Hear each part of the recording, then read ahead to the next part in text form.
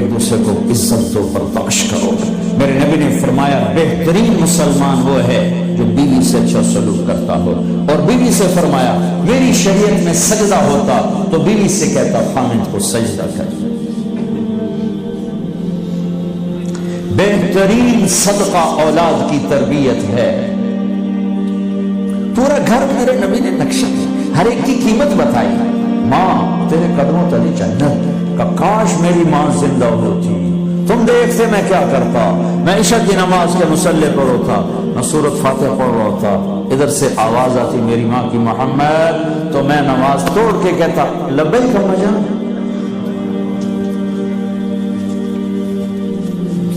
باپ کا تیرے جنت کا دروازہ ہے، باپ تیری جنت کا دروازہ ہے، کھولنا توڑنا نہیں، کھولنا توڑنا نہیں، توڑ دیا تو جنت میں نہ جا سکو گے۔ سب سے بہترین مسلمان جو بیوی سے اچھا سلوک کرے، سب سے بہترین عورت جو اپنے خامن کی منشا کو دیکھے۔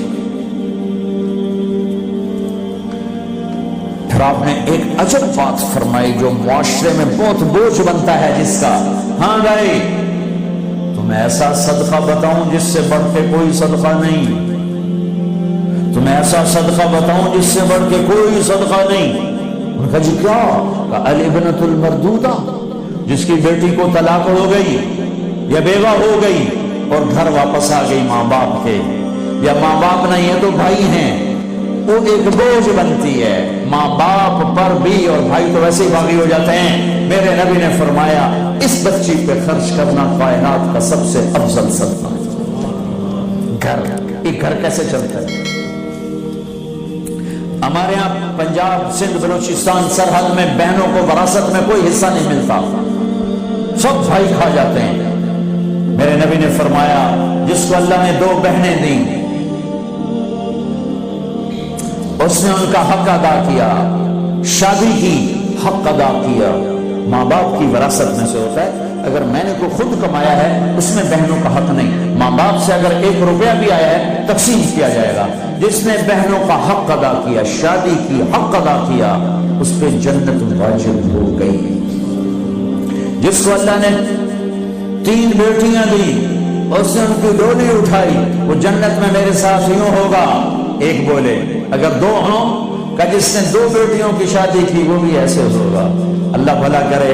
ایک صحابی کا کہ جس کی 1 ہو، کہ جس کی 1 ہے، اگر اس نے اس کو عزت سے رخصت کیا تو وہ بھی میرے ساتھ ایسے ہی ہوگا۔ پھر کئی بچیوں کو طلاق پڑی ہے کہ اس کو بیٹا نہیں ہوتا۔ یہاں آنے سے پہلے کا واقعہ، پنڈی سے بچی رو رو برا حال اس کا، میں تو فون سنتا ہی نہیں ہوں ایسے کہ میرا تو کلیجہ پھٹ گیا ہے۔ ہے کہنے لگی کہ سسرال نے کہا تھا بیٹی ہوئی تو طلاق دے دیں۔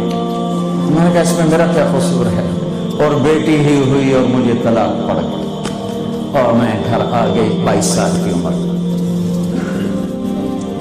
بیٹی دینے والا اللہ اور ظلم کرنے والا سسرال۔ میرے نبی کو اللہ نے بیٹے دے کے اٹھا لیے، قاسم اٹھا لیے، عبداللہ اٹھا لیے، ابراہیم اٹھا لیے۔ 4 بیٹیاں تھیں، 3 زندگی میں اٹھا لی، زینب، ام کلثوم، رقیہ، تینوں آنکھوں کے سامنے چلی گئیں۔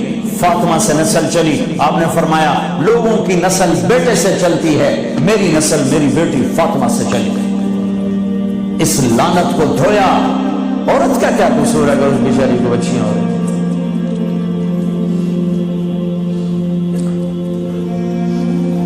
جس نے اپنی بہنوں کو حق ادا کیا، جس نے بیٹیوں کو ڈولے میں بٹھایا، ان کا حق ادا کیا، کہ جنت میں یوں ہو جائے گا۔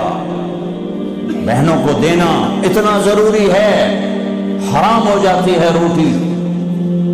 میں نے مولانا جمشید صاحب میرے استاد ہیں، میں نے ان سے تفسیر پڑھی۔ میں ایک دن شہد کی بوتل لے کر گیا، پرانی بات ہے 76-77۔ میں نے کہا حضرت یہ ہدیہ ہے۔ فرمایا کہاں سے لائے ہو؟ کہ میرے اپنے باپ نے۔ فرمایا تیرے باپ نے اپنی بہنوں کو، تیرے باپ نے اپنی بہن یعنی میری پھوپھیوں کو، تیرے باپ نے اپنی بہنوں کو زمین میں سے حصہ دیا تھا؟ یہ سوال کیوں کیا؟ 10 روپے کی شہد کی بوتل تھی اس وقت، کہ اگر دیا تھا تو یہ میں لے لوں گا، اگر نہیں دیا تو پھر یہ حرام ہے،